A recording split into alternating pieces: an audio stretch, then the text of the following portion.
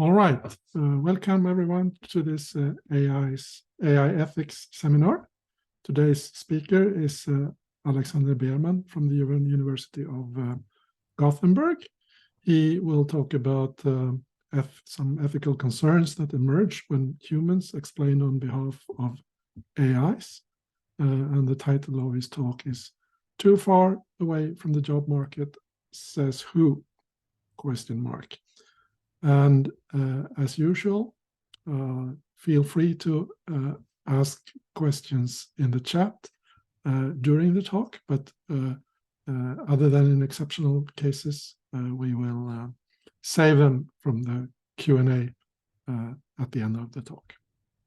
All right, Alexander, the floor is yours. Thank you, Ola. I will share my screen. Let's see. Okay, there we go.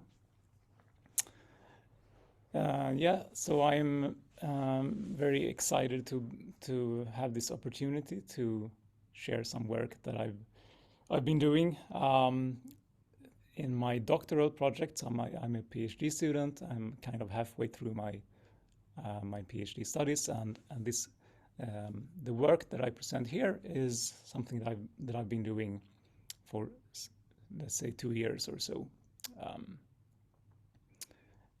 low intensity. So I will introduce the topic of this talk and of the work with a few fictional situations involving AI. I say fictional, but they are very much inspired by reality. So imagine you're at the bank and you want to get a loan, maybe to buy a house, and the bank says that their AI says that you can't get the loan that you wanted. Okay? Or imagine that you've been feeling ill and you go to the doctor, and the doctor says that his AI says that you need a gastroscopy, that it would be very useful to do a gastroscopy. Okay? Or imagine that you're in school and your essay is failed by some AI. Okay. So something that all of these somewhat fictional, somewhat realistic examples are intended to show is that so from an AI, we don't only want some kind of output, some judgment or assessment or decision or a recommendation, but we also want an explanation or a justification for why this output is produced. So why can't I get the loan? Why why doesn't my essay deserve a higher grade, and so on, according to the AI? And people have discussed and presented various good reasons why we want explanations for outputs from AI, and I will list some of the most common ones in the literature and in the discussions about AI. So with an explanation, it's easier to assess how much one can trust the AI.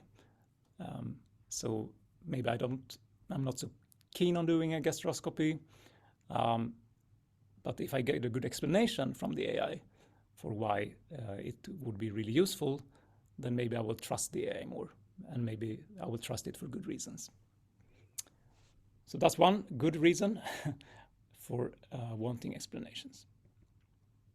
Another reason is that maybe I don't agree with what the AI says. I want that loan, and I think I have the right, or I should be considered creditworthy enough to get the loan. But if I don't get any explanations from the AI, then it's very difficult to contest a decision that is made with the help of the AI. So this is another reason that has been highlighted for why we want explanations. In connection to this, but it's not the same thing, let's say that the bank insists that I'm not creditworthy enough as things stand right now.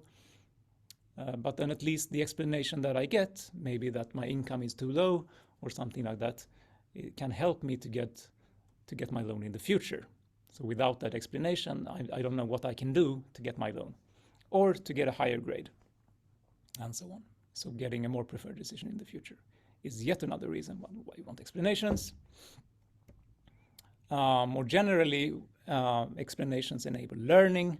So healthcare can improve and doctors can get better if they can learn from an AI, at least assuming that the AI is accurate enough. At least, maybe it's more accurate than doctors, and then in principle doctors can learn from AI. And students can learn from AI to write better in principle if they just get explanations for how their grades can be improved, for example. And from the perspective of AI developers, then it's useful to get explanations when things, especially when things go wrong. So when the AI does something unexpected and something undesired, in those cases, getting an explanation for why this happened can be very useful in troubleshooting and debugging these systems. So there are many good reasons why we want explanations. And this has also been codified in various guidelines and regulations. So in the European Commission's ethics guidelines for trustworthy AI, these principles of explainability are mentioned, or at least that explainability is important, if not necessarily exactly for the same reasons that I mentioned. But in fact, these norms regarding explainability and its importance predate AI. So, for example, in the Swedish Administrative Procedure Act, Förvaltningslagen, it says that a decision, in this case a decision that is made by a public authority, can be expected, a decision that can be expected to affect someone's situation in a not insignificant way, should contain a clarifying statement of reasons if this is not obviously unnecessary. So we see these, they don't use the word explanation, but reason. And it's more or less the same thing in this context, right? So this predates AI, although I think that actually this applies to AI as well.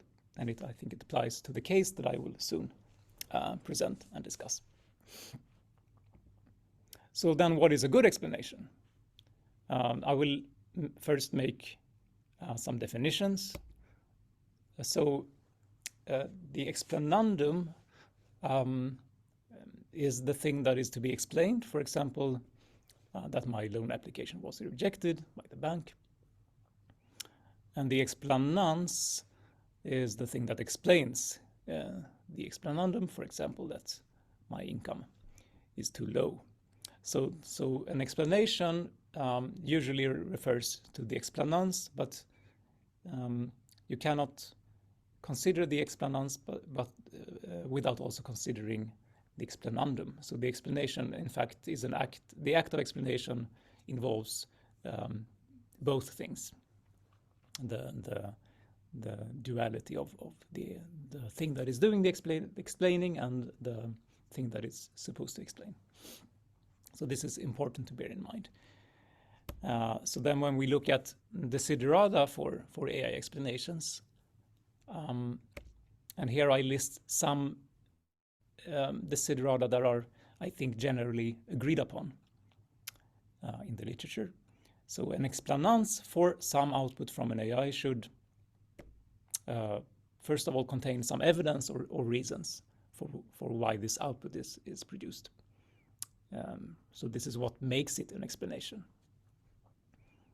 But it should also be presented in a form that is understandable for the intended audience. So even if we get some evidence or some reason, but we don't understand it, then it doesn't do much help. And importantly, there should be a correspondence between the stated evidence and reasons and the thing that and the actual evidence or reasons. So there is this accuracy requirement as well. Right. So there is this research area sometimes called explainable AI, which very much deals with these issues that I've presented here as a background to my own work that I will soon get into.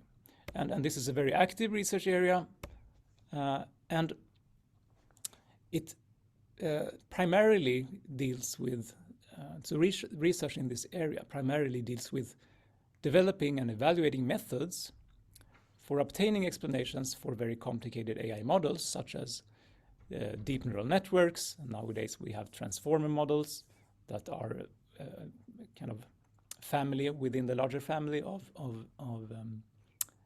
black box models. So this is where the main focus has been in this area. And typically, these methods produce explanations on an abstract level.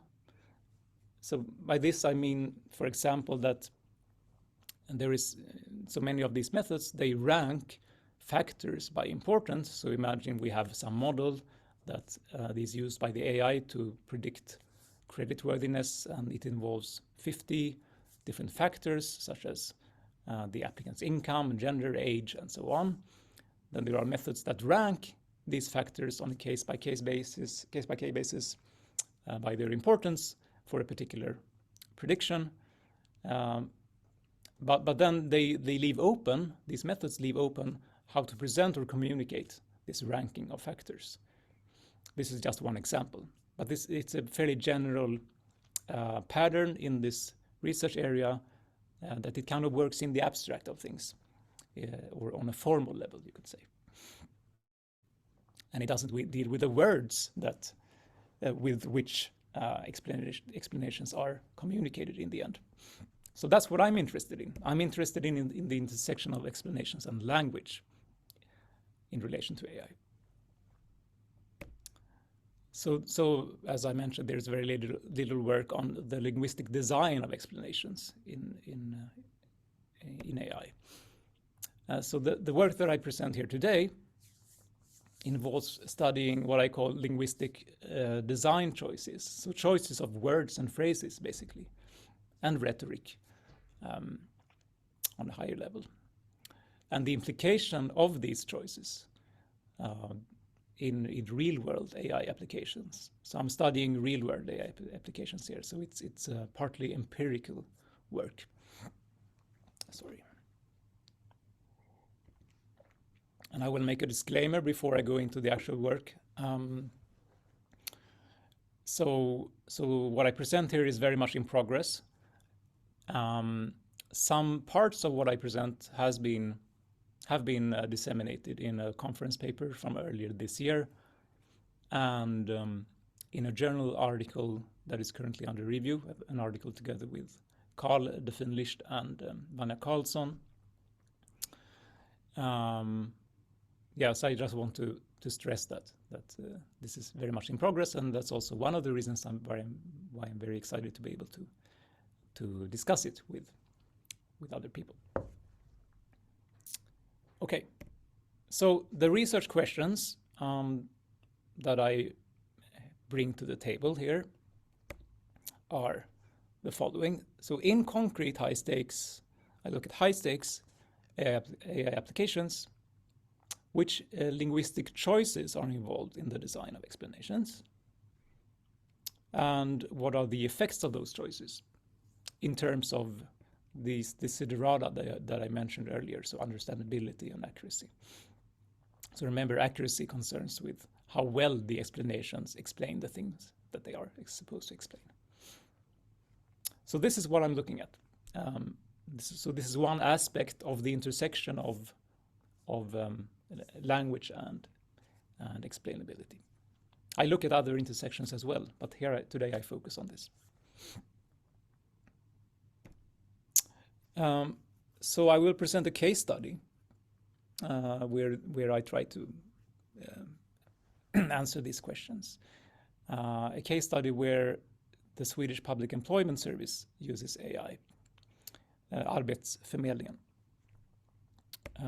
But they don't call it AI, they call it a statistical assessment support tool, statistiskt bedömningsstöd, which is used for making decisions regarding access to a specific kind of employment support called prepare and match.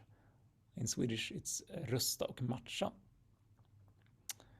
And this, I can mention that this kind of support is one of the main kinds of support in the repertoire of the employment service, and so it affects a lot of people. And it seems to be also it seems to represent the future direction of where the agency is going. And this tool was launched in 2020 and rolled out nationally in 2021. Both the tool and this kind of support that it's connected to. So I've basically been studying it throughout its lifetime. And it concretely looks like this, that the caseworker who is working on a specific case involving a specific job seeker is shown in the case management system a automated assessment here with a recommended decision over here. And then the caseworker has a meeting with the job seeker at hand. Normally this is a virtual meeting. And they discuss things, and then a decision is made. And this decision is sent to the job seeker, and this decision is a formal decision made by a public authority. So as I mentioned earlier, it has to have a statement of reasons. And in fact it does. Well, maybe, we will see. It has something that at least in principle might serve that purpose, and it has the headline here, a section with a headline, motivering till beslutet, so rationale for decision or reasons for decision. And this is what I'm looking at in this case study. This is my main empirical material in this case study. Okay, so I will present the material and my analysis in two parts. In the first part, we will look at the explanans only, so the thing that is doing the explaining. So this decision letter, or specifically one section of the decision letter. And we only look at that, and even if I know a lot of things about step 2 here, the thing that is supposed to be explained by the explanans, I will pretend here in this part of analysis as if I don't know those things. So I will take the perspective of a job seeker who does not know anything about how things actually work within the agency and how they use statistics and so on. Now, I mean, this is somewhat, problematic. It would also have been nice to ask job seekers how they interpret things, but I haven't done that. So you will have to live with that. So here is an example of a positive decision, or a motivation for a positive decision. And I will read it out loud. By comparing your information with statistics, we have tried to assess how near you are the job market. Our assessment is that you will get the best help from a supervisor at one of the providers within the initiative Prepare and Match. In your case, it was primarily the following factors that contributed to the assessment: your unemployment duration, age, your city of residence, and working time. Okay? This, I have translated this from Swedish. Decisions can also be negative, then they have some other phrases in them. There are two kinds of negative decisions. But here we don't have time to go into everything, so I will focus on the positive decisions. Okay, so now we will roll up our sleeves and interpret this rationale for the decision. Or I will do it, but I will do it in front of an audience. So this is a bit intricate and detailed, so bear with me. But it paves the way for the subsequent analysis and discussion. And there are some really important details in here. So we do it from the start. So the explanation starts with the following. By comparing your information with statistics. So now I start to graphically visualize or graphically represent a possible interpretation here. So we have some information about the job seeker and we have some statistics, and they together do something. So there is some comparison between these two, or yeah, they use the word compare. Okay. By comparing these things, we have tried to assess how near you are the job market. So the comparison results in some kind of distance to the job market. Now, this is already a bit unclear here already in the first sentence. So what is this distance? Is it geographical? It could be, right? It could be that with statistics, it can be found that it's easier to find a job in, who knows, Halmstad than in Gothenburg. So the distance to Halmstad in this case, it could be maybe some temporal distance. So for how long do I have to look for a job before I find one? 4 months or so. So that could be a metaphorical distance. It could be maybe in terms of how much I have to educate myself or build my network or acquire new skills. So in some kind of metaphorical sense of professional development. So already quite unclear from the first sentence what's going on, but we continue nevertheless. You have to continue reading even if you don't understand everything. So it continues. Our assessment is that you will get the best help from a supervisor at one of the providers within the initiative Prepare a Match. So what do we have here? Well, we have some link here between this estimated distance to the job market, whatever it actually means, and this decision that the job seeker is suitable for Prepare and Match. There seems to be some link here partly because the word assessment links back to the previous sentence, right? So by doing this, we can do this. But there are also other things going on in this second sentence. So there is a characterization of what Prepare and Match is, namely having a supervisor and the fact that there are several providers and so on. So maybe, okay, now what I'm talking about now is this thing. So maybe the nature of Prepare and Match also contributes somehow to this decision. It's somewhat unclear if it's taken into account. And maybe there is also this link to, maybe statistics is also still involved in this second part of the assessment. Maybe it's not only involved in assessing the distance to the job market, but also in whether Prepare a Match is suitable for the job seeker. So many question marks, but we have to move on. It continues to mention the factors, the primary factors in contributing to the assessment. And it lists 4 factors.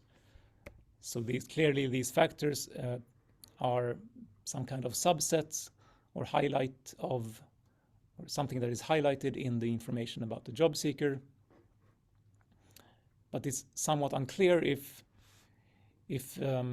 this involves only the first part of the assessment, or this first aspect, namely the distance, estimating the distance to the job market, or maybe it also involves estimating whether prepare a match is suitable in light of these factors. It's really unclear, I think. So many things are unclear. Something else that is unclear, we have this word we here. So who is doing all of these things, all of these assessments? The word statistics is mentioned, but it seems that it's not only some AI or computer, but also people. But who are they? Is it the agency at large? One important kind of non-observation here there is that there are no explicit reasons or pieces of evidence here. So everything is a bit hand-wavy. We have these indirect and imprecise links here. We have some X and Y that contributed to Z. But were there other things that also contributed, and how did these things contribute? So it's very unclear, I think. So to summarize, merely by looking at the explanans as such, we find several sources of ambiguity, and there is a lack of explicit and precise evidence of reasons. Okay, and now let's also look beneath the surface of this explanation at the actual processes that through which decisions are actually made. And by doing this, we can get some answers, hopefully, to what this letter actually means. But we can also see if there are any discrepancies, any mismatches between things as they are stated in the explanation or the explanans and the actual reality behind how these decisions are actually made. Okay. And I should mention that now we no longer take the perspective merely of the job seeker, because now, so what I show now is based on information that I have received. Some of it is based on information that I have received from the agency that is not even public. They also publish reports, but some of these things I had to get from the agency because they had not been published anywhere.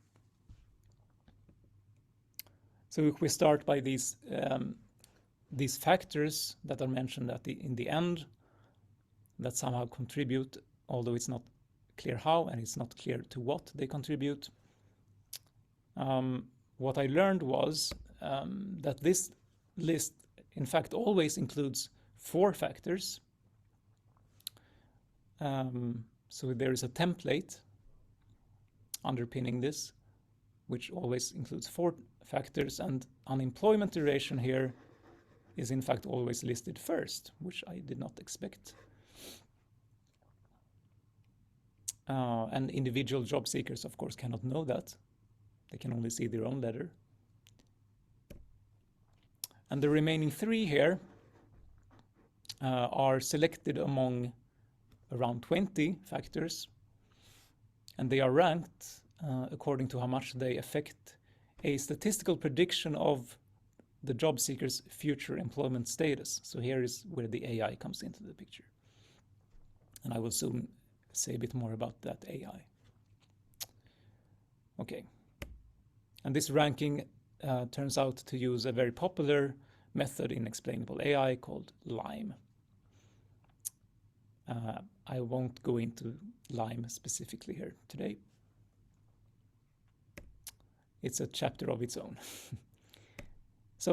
But there are some problems here that we couldn't see by just looking at the explanation as such. So when I analyze the actual decision-making logic, which also involves other things than this AI, this statistical model, it turns out that, in fact, unemployment duration is not always the most important factor. So this seems to be somewhat misleading. One factor is always listed first, and it's always listed among the 4 that are listed, but it's actually not always the most important, although it's generally the most important across job seekers and situations, probably. Another problem is that this ranking of factors 2 to 4 uses an approximation. So Lime uses an approximation, and this is sometimes inaccurate. So this is something that is generally known about Lime, that you don't get accurate explanations, you get approximations. Maybe that's fine in some cases, but it's not clear from the explanation as such that this is some kind of approximation, and it may be particularly a particular concern in high stakes situations like these. So that's something we learn by looking beneath the surface. Then we also had this somewhat nebulous notion of a distance to job market. So what does it, maybe now we can learn what it actually means. And it turns out to be fairly complicated.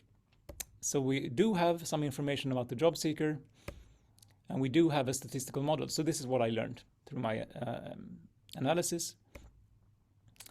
And this statistical model here, which I draw it as a black box because it's a neural network which is fairly deep. It has 2 hidden layers.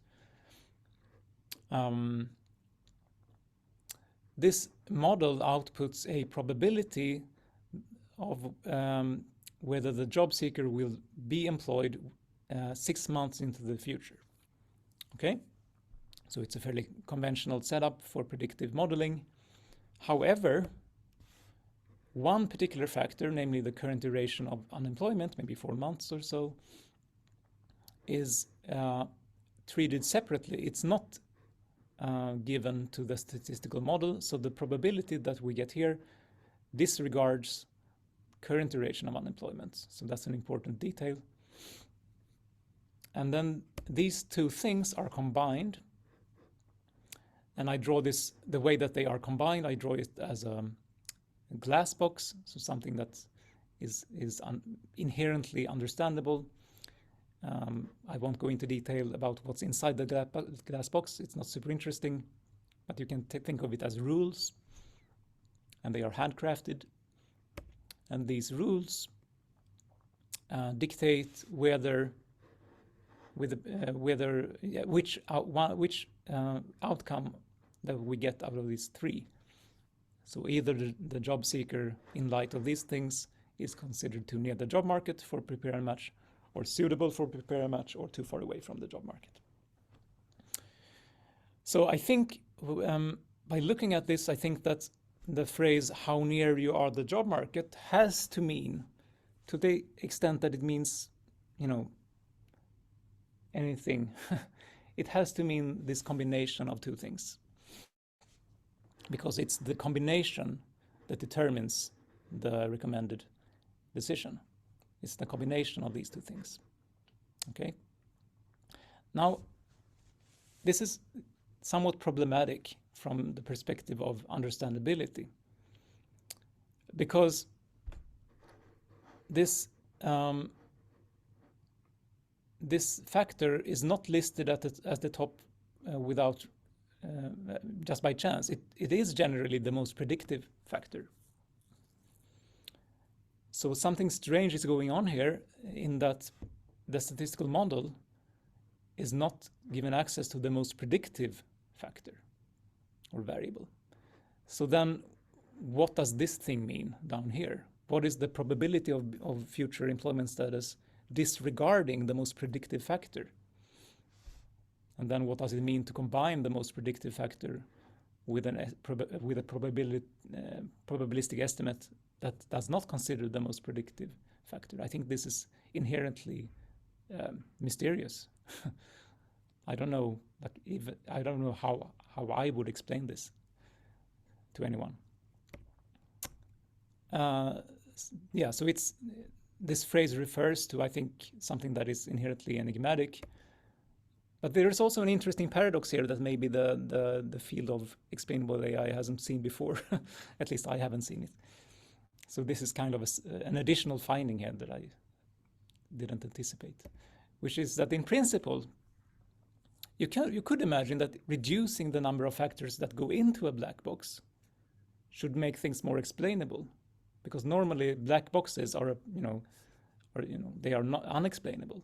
So reducing their scope and putting something that could go into the black box and putting it in a glass box instead should make things more explainable, right? But here we have the fact that the thing that is not given to the black box is the most predictive factor. So this makes the function of the black box quite mysterious, right? So I see it as, imagine in healthcare having a model that estimates the risk that the patient will soon develop dementia, but you don't look at, this model is not told how old the patient is, which is clearly very predictive of dementia. So what does that model do? It's really difficult to understand, I think. Okay, and then we have the question triggered by the word we. So who is making assessments? And then it turns out again that it's complicated. I will, instead of going through this slide, I will take the graphical version. So we have this output from combining what we had in the previous slide, the current duration of unemployment and a statistical estimate. We have a recommended decision,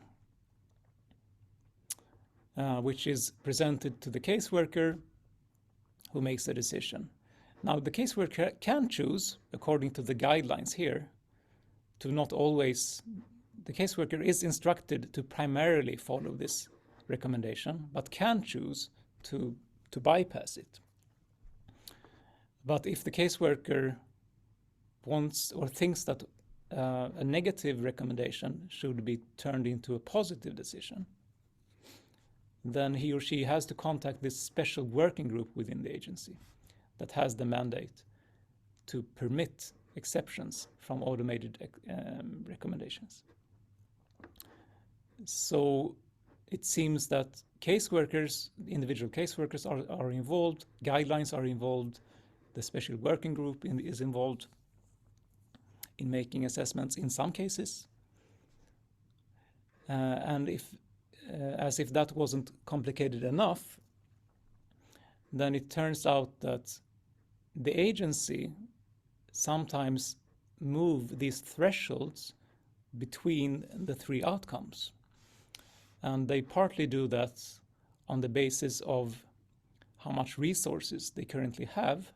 So when politicians allocate more resources to the agency, then the window of suitability increases, it expands. And I guess it can also move in the other direction.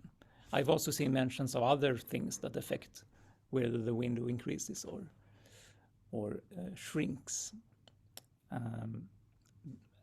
Just so we understand, when I learn about these things, I do it from reports. This is never mentioned in these explanation letters, and that's the point.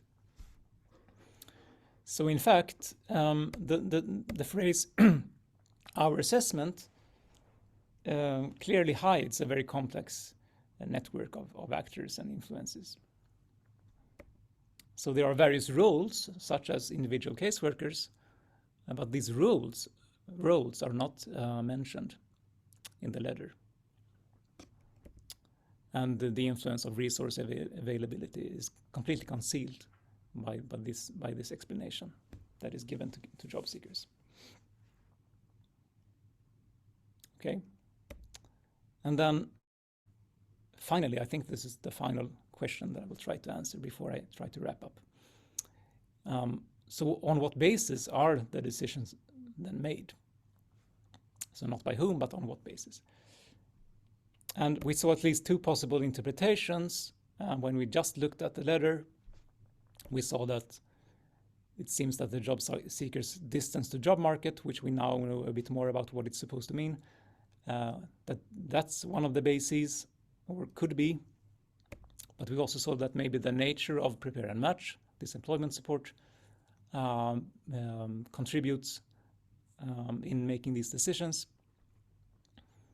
And reality then, which I think you might have already understood from the previous slides, in reality, the first interpretation is correct, that yes, the job seekers' estimated distance to the job market does play a role.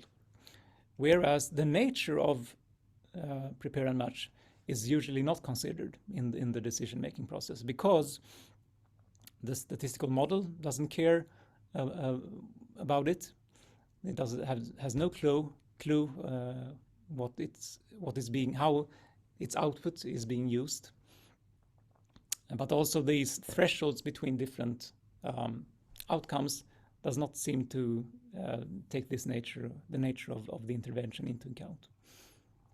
It's only when, in my understanding, it's only when caseworkers bypass the automated recommendations that they can, in principle, take the nature of the intervention into account and do some kind of causal reasoning, which the model doesn't do. Something like, well, it seems that the distance to the job market is short, but I believe that exactly the kind of help that you can get within Prepare and Match would be useful for this job seeker. That kind of reasoning can only be done when the automated recommendation is bypassed. So usually it's not considered. And I think there is a risk here that the decision letter gives a false impression that the nature of the intervention is taken into account. Okay, a lot to process here. So I will soon, or I'm now wrapping up. So to summarize what we found by looking beneath the surface, we saw that the actual decision-making logic or process involves actors and factors that are not even mentioned in the explanans. So clearly that's a problem from the perspective of transparency and accountability and so on.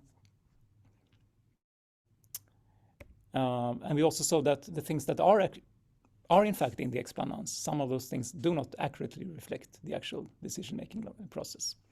For instance, these factors that are supposed to say something about how decisions are made are sometimes inaccurate, although they are difficult to understand, or in addition to being difficult to understand. So I think there are some evident lessons to be made from all this. So let's begin with them. So clearly, and this is not something that we learn specifically from this case, but clearly it's difficult to explain anything without language, and especially if you are, a public authority such as the Employment Service, then you have to motivate your letters. If nothing else, you have to motivate your decisions. If nothing else, than to abide, to adhere to the law. But when you use language, then you can easily conceal and mislead, even if that's not the intention. I have no reason to assume that in formulating these templates for these decisions that the agency is trying to deceive people. I don't think we can assume that. But nevertheless, the choice of words have a large impact and can have negative impacts.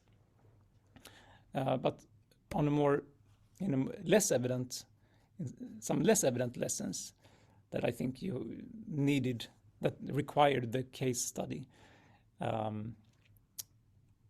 are that I think something that we see here is that when decisions are resisted by AI, as in this case, then the thing to be explained is not only the AI as such, but also how it's combined with other factors.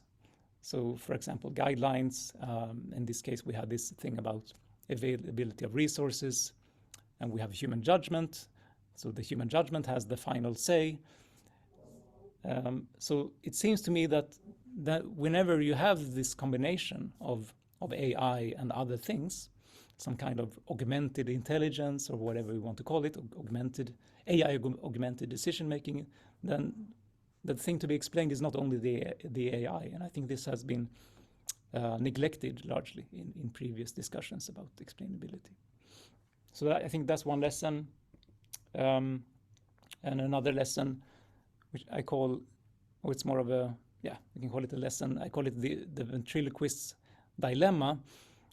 So I think that what we see here is one source of all these problems is that someone is explaining on behalf of an AI. And this someone is like a spokesperson. And when you do that, when you explain on behalf of someone else, it raises, there are many pitfalls involved and challenges. And I think this framing of the explainability problem I have never seen it before. It's kind of evident in one sense, but I think this way of framing it adds something. And so before I open up for discussion, I will just try to look ahead. So where do we go from all this? So we can ask the question if we should continue to try to explain on behalf of AI and try to do it responsibly and to the best of our ability, or we can maybe think of AI systems that in some way, in some sense, explain on their own behalf. And then maybe, and this is maybe a bit controversial, but maybe this would actually eliminate some of the problems that this case has highlighted. So with this maybe somewhat controversial suggestion, I end the presentation, and thank you very much for your attention. Thank you very much, Alexander. Let's give him an applause. Sharing. The floor is now open for questions and comments from the audience.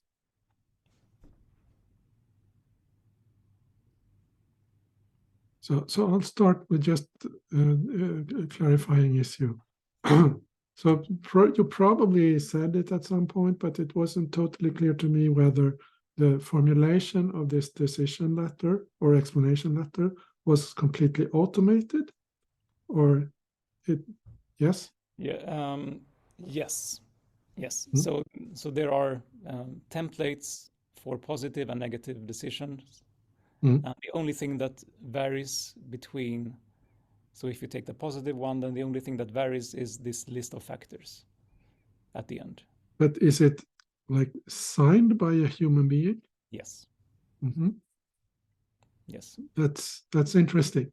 One could take that signature maybe to be misleading, giving the impression that there has been human thought going into this explanation. Yes, I agree. I think that's it's a hidden level of meaning in all of this, is who is writing. It's like a meta level here of communication. Who is writing the text, which maybe mismatches the reader's expectation. Yes. Does anyone else have a question? We have something in the chat from Dmitro Humenyi from Ukraine, who unfortunately had to leave. Maybe you can read that, Alexander. I can read it. Judge whether it's worth commenting on. Yeah, there seems to be a bifurcation point when addressing the question how long a job seeker has been unemployed. There will be a non-linear dependency here. Okay, and the part about distance might have an elegant solution using linear function optimization techniques. I don't think I understand. Maybe that's just something for you to take with you. I will take it with me. Yeah. Yes.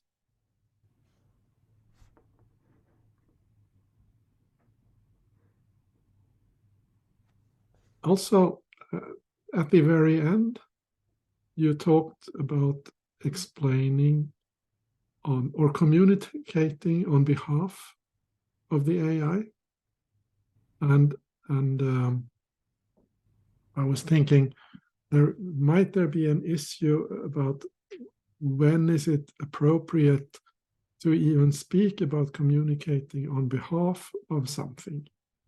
Let's say that you have given me some explanation of something and I communicate to someone else. And it's pretty non-controversial, I'd say, if I say I communicate on behalf of you.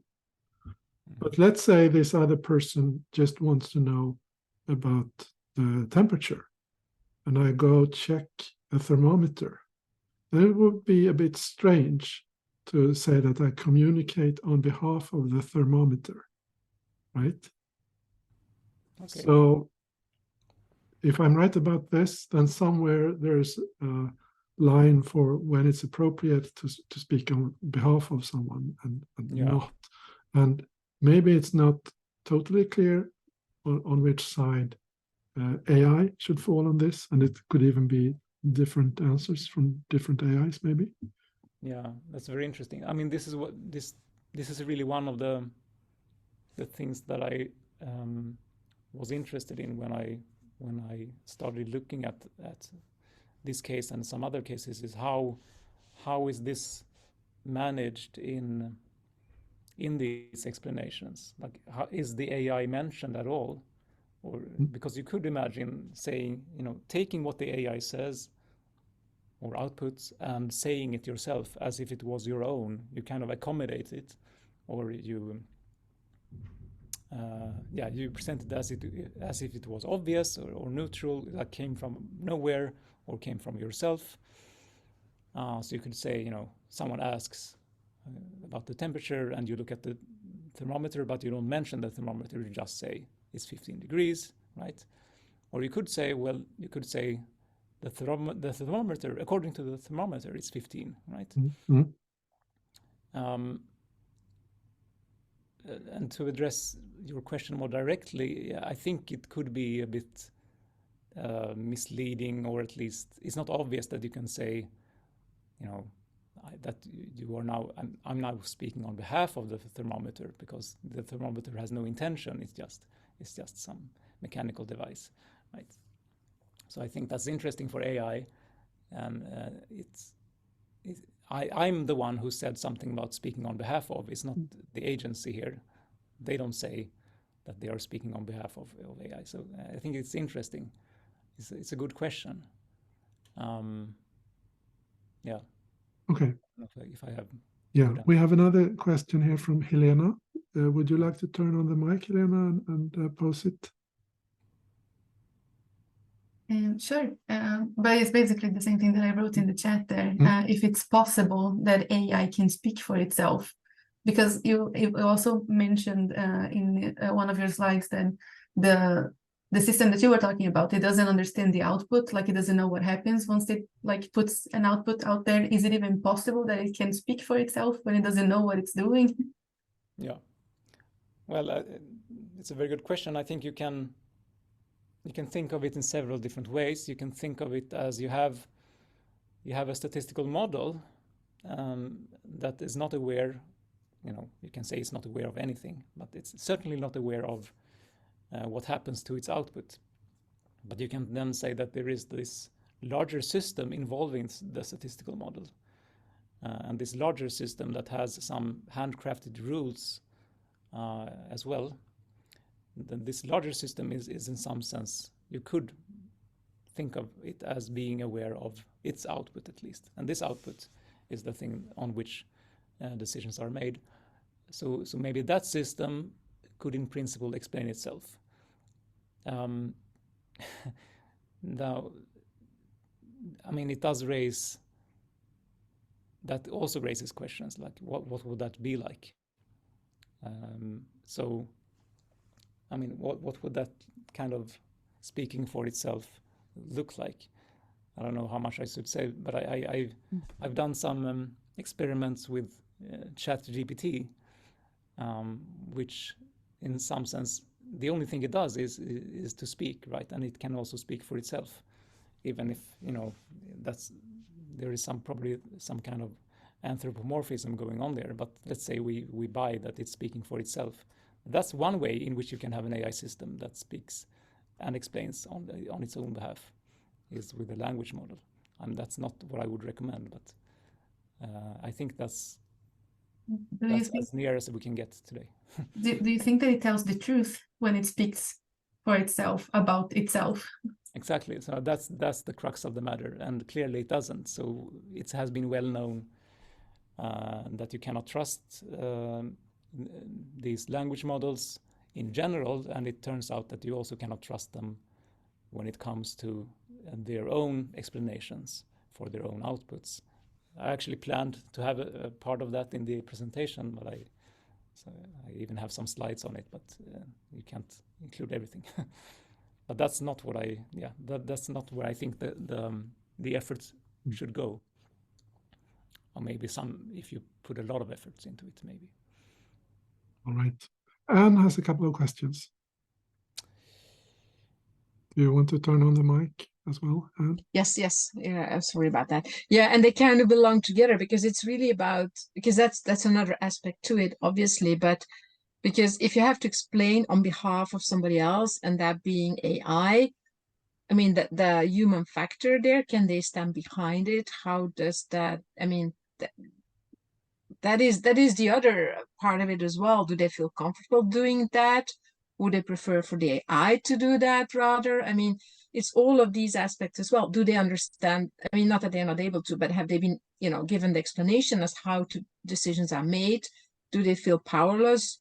I mean, how much in control are they of their job and their capabilities? How often do they actually dare to challenge this? Because I can imagine if you have to have this whole procedure to challenge the decision, right? So where is the control mechanism? And I'm also saying this because in the Netherlands, it was an algorithm, so it was AI, I believe, that made a lot of decisions who turned out to be completely wrong. Lots of people, that was a big catastrophe, really. I mean, a lot of it was like it was the government making decisions, people being accused falsely of, getting subsidies where they should not have. It turned out later on that the algorithm was totally wrong. There was no way of explaining it, or there was no explanation, there was no way of questioning it. So I can see that, that's a consequence there, but there's all of these different aspects, right? So it's not just AI, but it's the explanation, and I'm feeling comfortable about that. So yeah,